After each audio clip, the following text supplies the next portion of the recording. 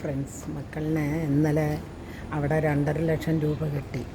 അസീസിയിൽ എൻ്റെ രണ്ടാമത്തെ മോൻ്റെ വീട് വിറ്റിട്ടാണ് അത് കിട്ടിയത്. വല്ലാത്തൊരവസ്ഥയിലാണ് ഇപ്പം ഞാനിരിക്കുന്നത്.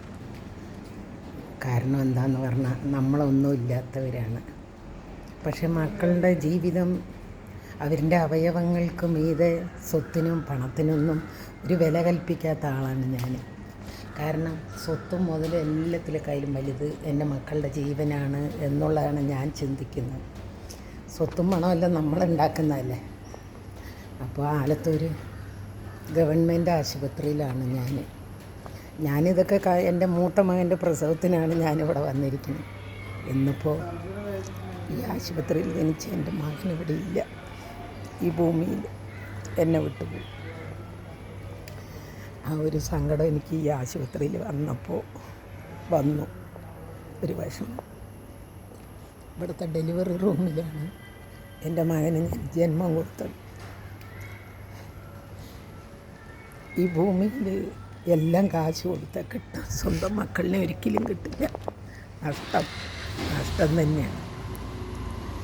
ആ ഒരു നഷ്ടം നികത്താൻ ആർക്കും കഴിയില്ല എന്നുള്ളത് ഞാൻ മനസ്സിലാക്കി. അപ്പോൾ ജീവിതത്തിൽ ഒരു ഭർത്താവ് പോയാൽ വേറൊരു ഭർത്താവ്, ഭാര്യ പോയാൽ വേറൊരു ഭാര്യ. പക്ഷേ ഒരു മക്കൾ നഷ്ടപ്പെട്ട ഒരമ്മയ്ക്കും ഒരു മക്കളാവാൻ കഴിയുമായിരിക്കും, ഉണ്ടാകുമായിരിക്കും. പക്ഷേ നമ്മളുടെ ചോരയല്ലേ നഷ്ടപ്പെടുന്നത്, അത് നികത്താൻ ആർക്കും കഴിയും. എന്താ പറയുകയെന്ന് എനിക്കറിയില്ല. വളരെ വിഷമത്തിലാണ്.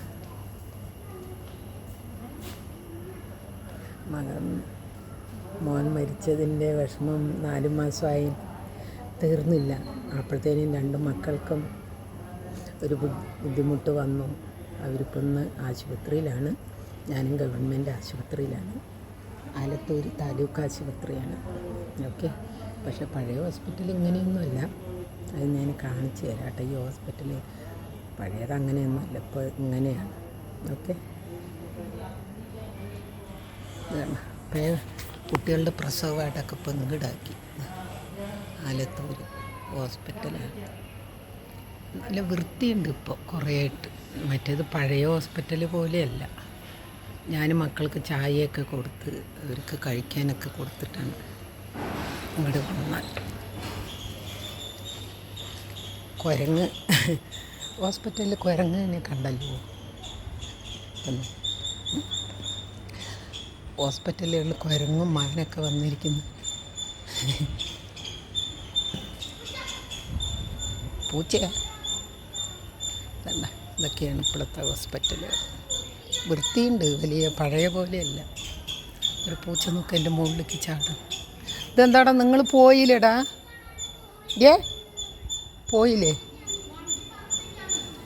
വടക്കഞ്ചേരി എന്നാ